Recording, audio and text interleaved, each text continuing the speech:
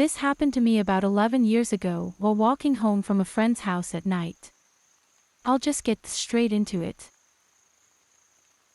I used to live in a rural part of the UK, and have lived in rural areas most of my life, so I was used to long walks, occasionally at night, especially before I could drive.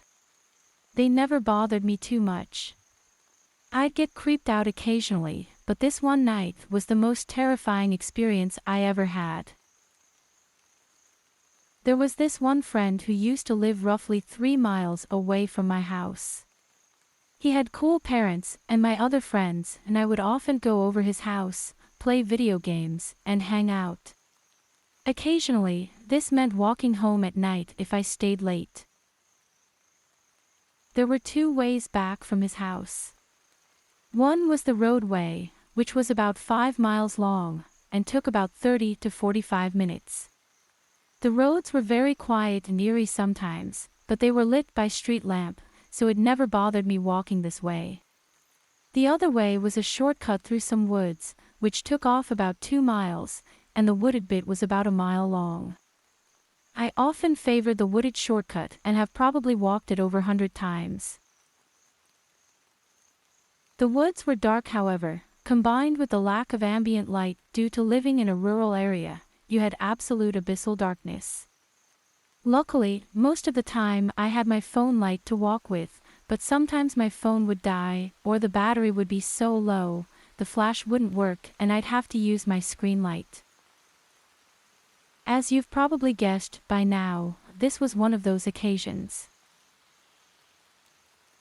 I remember my friends, and I had just finished watching a film. It was nearing 10 p.m., so we all left my friend's house and headed our separate ways home. I contemplated briefly which way I should choose, and decided to take the shortcut through the woods. I started walking away from his house and towards the path that headed into the woods. The street lights dimmed as I entered the fields before the woods. I glanced at my phone and saw my battery was really low, only enough power left for a couple of minutes of flash, and then I'd have to use my screen for light, and that wouldn't last the whole way either.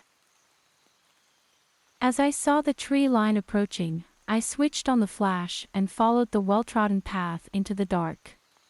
To my dismay, my light died within seconds of entering, and I flipped my phone over to try and shine the way using the screen. As I walked, I looked out for all of the familiar landmarks I was used to seeing, to ensure I was heading in the right direction. Funky tree stump, check. Half-fallen fir tree, check. Enormous puddle I had to jump over, check. All was going well so far. I was halfway through the woods when my phone completely died. I remember the moment it happened. I was engulfed in darkness. I'm not sure if you've experienced this level of darkness before, but it was so dark, I couldn't even see the outline of my hand, centimeters in front of my face. Naturally, my pace slowed considerably, and I started holding my hand out in front of me, to make sure I wasn't going to walk into a tree or something. I continued walking for another minute or so, until all of a sudden a pungent smell hit me. Cigarette smoke. I glanced around but couldn't see anything. Then I heard it, a cough. I wasn't alone. Thoughts raced through my head. Who would be out in the woods in the dark? Are they following me? Am I lost? I quickened my pace again, throwing a little caution to the wind. I carried on walking and tripped slightly on a branch. As I regained my balance, I heard another sound. Branches breaking underfoot, what sounded like right behind me. The snapping turned into fast footsteps that grew louder and louder. I started sprinting. I felt the well-trodden path turn to brush. I felt branches, logs and plants hitting my legs. It wasn't long before I fell hard. I was lying on the floor, holding my knee.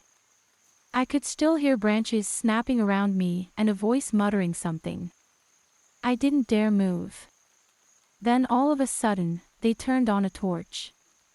I couldn't see anything except for the beam of light which seemed to be eaten quickly by the darkness of the forest. I lay motionless on the ground as the beam swept through the trees. I could still hear the person mumbling a deep growl. The crunching of footfalls grew and grew. They were only several feet from me by this point.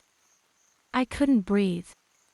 The light went out, the snapping of branches grew, and then, nothing.